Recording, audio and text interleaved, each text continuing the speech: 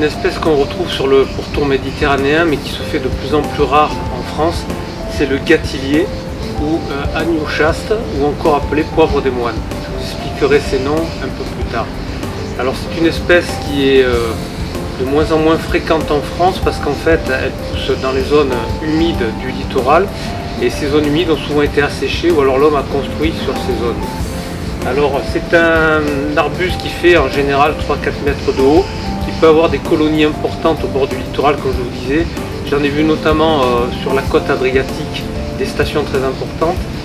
Et par contre il peut devenir énorme puisque deux botanistes du Var, Albert et Jean Andier, dans leur flore qui date de 1908, parlent de pieds de gâtillier qui faisaient plus d'1,50 m de circonférence au port des Salettes et qui étaient les restes d'une rangée de gâtilliers qui étaient centenaires. Depuis la nuit des temps, l'homme a demandé à ses magiciens, ses sorciers, ses médecins de lui procurer des plantes qui soient aphrodisiaques. Et bien, le gâtillier est l'exemple absolument contraire, puisqu'il est réputé depuis l'Antiquité anaphrodisiaque, c'est-à-dire qu'il a des vertus tempérantes sur l'activité sexuelle de l'homme. Alors en effet, déjà à l'Antiquité, au cours de fêtes qui s'appelaient les thesmophories à Athènes, les femmes défilaient dans les rues, c'était les seules qui participaient à ces fêtes, et elles défilaient avec des colliers faits avec les fleurs de gâtillier, et le soir pour se coucher, elles se couchaient sur des jonchets faits avec des rameaux et des fleurs de cet arbre, ce qui les préservait de l'intrusion de tout homme, parce que même si un homme avait pu les rejoindre dans leur couche, eh ben, il aurait été inefficace.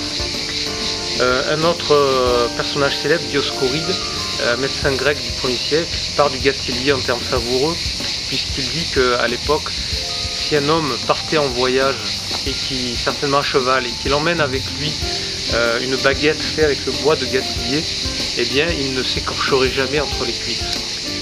Cette réputation de plante anaphrodisiaque va perdurer de l'Antiquité jusqu'au XVIIe siècle, et au Moyen-Âge, l'Église va s'emparer de cette plante et le gâtillier va être cultivé dans de nombreux cloîtres, puisque le fruit qui ressemble à du poivre, ce sont des petites graines qui vraiment ressemblent à du poivre gris, va être utilisé par les moines et ils vont faire des sachets avec ce fruit qu'ils glisseront la nuit sous leurs reins, ce qui leur permettra de ne pas être attirés par la luxure et de ne pas rompre leurs vœux de chasteté. D'où le nom donc de poivre de moine. C'est ainsi aussi qu'au XIIIe, XIVe siècle, un auteur comme Arnaud de Villeneuve écrit dans un de ses ouvrages que pour écarter tout désir charnel, il suffit de porter sur soi un couteau dont le manche soit fait de bois de gâtillier.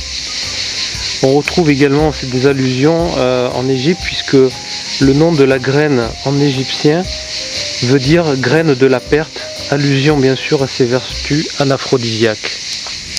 Alors qu'en est-il maintenant de l'emploi de ce gâtillier au XXIe siècle ? Eh bien, on peut dire que c'est une valeur sûre parmi les plantes qui sont utilisées pour traiter certains troubles chez la femme au cours du cycle, notamment ce qu'on appelle le syndrome prémenstruel.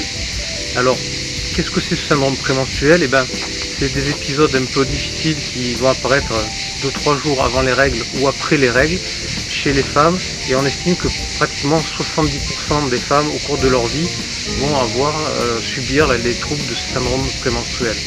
Alors il se manifeste comment ? Eh bien il va y avoir l'apparition de douleurs, notamment au niveau des seins, des tensions mammaires. Il va y avoir des douleurs abdominales avec une tension pelvienne. Il va y avoir également des troubles un peu psychiques. Les femmes vont être un peu irritables, elles vont mal dormir. Alors, ce qui s'accompagne également de troubles de l'alimentation avec une attirance pour le sucre, le chocolat, etc. la nuit. Il va y avoir une rétention hydrique aussi qui peut créer des œdèmes avec bien sûr de la prise de poids et parfois des troubles au niveau cutané comme de l'acné ou de l'eczéma ou parfois des petites crises d'herpès.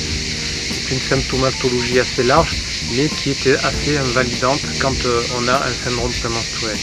Ce syndrome prémenstruel est en partie dû à des troubles hormonaux au moment du cycle de la femme. Pendant son cycle, il y a bien sûr libération d'œstrogène et de progestérone et ce syndrome prémenstruel est souvent lié à une chute de la production de progestérone qui se fait de façon parfois trop rapide dans le cycle. Et on note aussi une élévation du taux de la prolactine qui est l'hormone de la lactation chez la femme. Alors le gâtillier va être intéressant parce que des études à la fois in vitro ont montré que sur des cellules par exemple de la glande de l'hypophyse, qui est une glande de l'hypophyse, les extraits de gâtillier sont capables de freiner la libération de prolactine et donc vont diminuer les taux de prolactine chez la femme. Ensuite, deuxième activité de ces extraits de gâtillier qui ont été démontrés au niveau clinique, et pharmacologique, c'est que les molécules qui sont contenues dans la plante sont capables d'aller agir sur des récepteurs de la dopamine, les récepteurs D2, et donc la plante va agir au niveau du cerveau à dose infinitésimale bien sûr, mais va avoir une action dopaminergique. Pourquoi est-ce que je vous explique tous ces mots un peu techniques et barbares? Eh bien c'est tout simplement pour dire que le gâtillier va avoir une double action, et notamment on peut expliquer par son action sur la voie de la dopamine son efficacité sur par exemple tout ce qui est les troubles psychiques, et le fait qu'il diminue aussi un peu la prolactine permet d'expliquer qu'il va être efficace sur les tensions mammaires ou par exemple sur les douleurs pelviennes. Dans les années 60, en Europe du Nord, l'utilisation du gâtillier s'est imposée pour le traitement des femmes qui souffraient de cycles courts ou de troubles prémenstruels. Et il faut savoir que le traitement avec le gâtillier est assez bien supporté. Statistiquement, l'amélioration apportée par le gâtillier est particulièrement nette sur les perturbations psychologiques comme l'anxiété, l'irritabilité, la surconsommation alimentaire. Et le second symptôme qui est significativement amélioré est la sensation de tension au niveau des seins. Il faut savoir qu'au cours de toutes les études cliniques qui ont été faites, 90% des femmes qui ont pris du gâtillier ont noté une diminution des symptômes en prenant ce gâtillier, et 60% à peu près disent avoir une amélioration conséquente. Alors ce qu'il faut savoir, c'est aussi que le gâtillier doit être pris quand même au long cours pour pouvoir agir sur le cycle menstruel. Il faut faire une cure minimum de 3 mois, et la plante bien sûr est contre-indiquée en cas de grossesse. Le gâtillier peut bien sûr être aussi utilisé pour calmer d'autres symptômes que le syndrome prémenstruel, et quand on pose la question à une gynécologue et phytothérapeute très connue à Bordeaux, le docteur Arnald Schnebelen, dans quelle indication elle utilise la plante, voici sa réponse.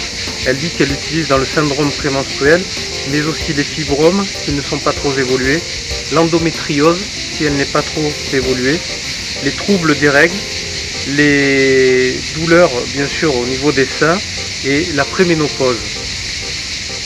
Le gâtillier peut également être indiqué dans les infertilités non expliquées. Voilà, maintenant je m'adresserai aux femmes en leur disant qu'on a vu que cette plante servait d'un aphrodisiaque, mais que maintenant elle était utilisée dans le syndrome prémenstruel et qu'on peut la sortir de ce cadre-là et l'utiliser dans bien d'autres symptômes qui touchent la femme.